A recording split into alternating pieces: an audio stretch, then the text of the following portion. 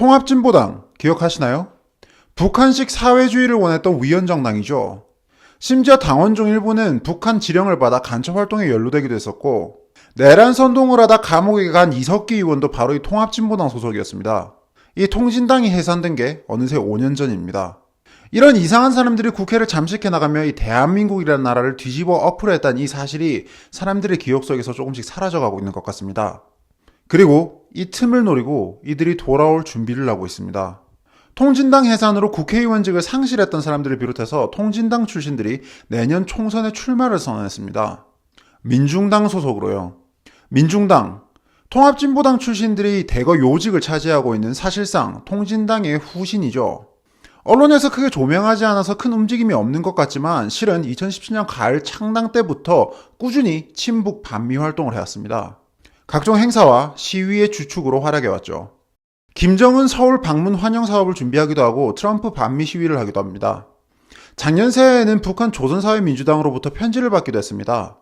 북한은 이 민중당이 미국 등 자유진영을 짓부시고 남북 공동선언 때 나왔던 연방제 통일을 위해 열심히 노력할 거라고 믿는다며 응원합니다. 통진당의 후신들은 이렇게 지독하고 끈질기게 살아남아 활동하고 있는 겁니다. 그리고 2020년 총선을 준비하며 다시 한번 배지를 달고 대한민국 국회에 입성할 계획을 세우고 있죠. 대한민국의 자유민주주의를 위협한다는 이유로 헌법재판소에 의해 강제 해산된 이들이 이렇게 부활해서 당당하게 활동하고 있는 이 현실. 이거 너무나 심각한 상황인데 통진당 사건이 벌써 5년이나 지난 만큼 많은 사람들로부터 잊혀진 탓인지 너무나 조용하기만 합니다. 그래서 이번 영상에서는 도대체 통진당이 어떤 사람들이었는지 이 통진당 사건을 다시 한번 짚어보려고 합니다. 이석기 사건 기억나시나요? 2013년 8월 말 당시 국회의원이었던 이석기와 통진당 간부 자택 등 총 10여 곳에 국정원에 압수수색이 들어갑니다.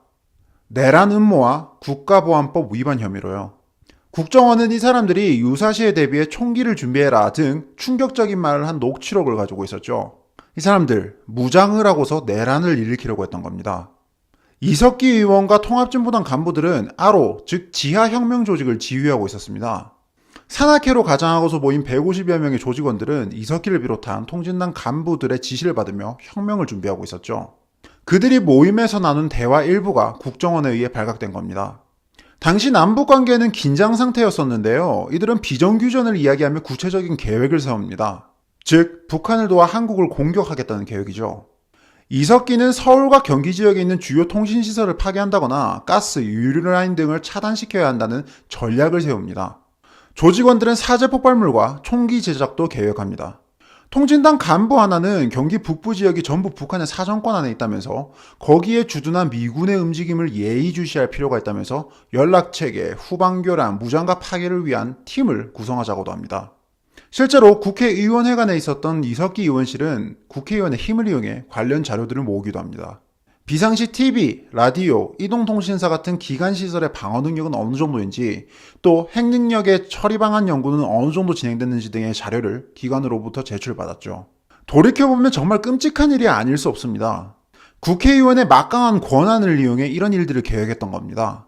결국 이 일로 이석기를 비롯한 주요 인물들은 재판에 넘겨졌고 1심과 2심을 거쳐 마침내 대법원에서 내란 선동과 국가보안법 유죄를 선고받습니다. 피고인들은 전쟁이 발발할 것을 예상하고 회합 참석자들에게 남한 혁명을 책임지는 세력으로서 국가 기관시설 파괴 등 구체적 실행 행위를 촉구했다. 대법원의 판결입니다. 이렇게 통진당의 실체가 드러나면서 자연히 해산 심판 청구도 같이 진행됩니다. 당시 법무부의 수장이었던 황교안 장관이 주도하죠. 이석기 사건에서 드러난 지하혁명 조직의 모임에 있던 조직원들이 통진당 당원들이었고 통진당 국회의원 3명과 간부 상당수가 있었다는 게 주요 근거가 됩니다. 1심의 왕재산 사건 등 이 간첩 사건들에서 통진당 당원이 북한으로부터 직접 지령을 수수한 일도 있었고 북한의 활동과 정보를 보고하는 일들도 있었죠. 물론 통진당에서는 일부 당원들의 행위일 뿐이라며 발뺌했었지만요. 이뿐만 아니라 통진당의 정당 강령 자체가 북한의 대남혁명 전략에 따라 구성되어 있었습니다. 핵심 인물들에게 의원직을 주기 위해서 비례대표 부정경선 등을 저지른 일도 있었고 국민의 일의 거부 등 상식적으로 납득이 안 되는 짓들도 많이 했습니다. 사실 통진당이 벌였던 이런 짓들은 일일이 말하기 힘들 정도로 너무나 많이 있습니다. 아무튼 이런 이유로 너무나 당연하게도 헌법재판소는 통합진보당 해산을 결정합니다. 통진당은 폭력을 통해 북한식 사회주의를 실현하려 했으며 이는 목적상 민주적 기본 질서에 위배된다고 판시했죠.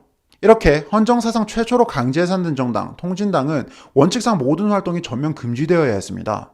비례대표로 뽑힌 소속 의원들이 즉시 의원직을 잃는 건 물론 앞으로 이름이나 목적, 활동 등이 비슷한 새 정당을 만들 수 없다는 조건도 붙었죠. 그런데 이렇게 사라졌던 통진당이 돌아온 겁니다. 민중당이라는 이름으로요. 이것저것 새로운 정당들이 만들어지고 합쳐지는 과정에서 이름도 구성원들도 일부 바뀌었지만 통진당 출신 사람들이 주축이 되었다는 사실은 변함이 없습니다. 그리고 이런 사람들이 본격적으로 민중당 깃발을 휘날리며 2020년 총선을 준비 중입니다. 재괴의혈, 작은 개미굴이 둑 전체를 무너뜨린다는 말입니다. 통진당 해산 심판 때 황교안 당시 법무부 장관이 최후 변론에 쓴 말이었죠. 그는 이 말과 더불어 국가안보에 허점이 없도록 북한을 추종하는 위헌전당을 해산하여 대한민국의 자유민주주의를 지켜내야 한다고 말했습니다. 재괴의혈, 통진당이 사라지고 벌써 5년. 개미굴 하나는 사라졌지만 전개뿐만 아니라 우리 사회 곳곳에 크고 작은 개미굴들이 남아있습니다. 더군다나 이런 개미굴들은 지금 집권 세력의 비호와 지원 아래 점점 더 커져가고 있습니다. 간신히 막아냈던 이 통진당의 후예들이 이렇게 당당하게 설치고 있는 모습만 봐도 알 수 있죠. 지금 대한민국을 보고 있으면 언제 무너질지 모르는 아슬아슬한 둑을 보고 있는 기분입니다. 어떻게 일으킨 나라인데 제가 사는 이 시대에 무너져버린다면 그 죄책감을 감당하기 어려울 것 같습니다. 대한민국을 부정하는 저들이 이토록 끈질기고 지독하게 움직이는 만큼 대한민국을 지키고 싶은 저도 더욱 끈질기고 지독해져야겠다고 다시 한번 결심합니다.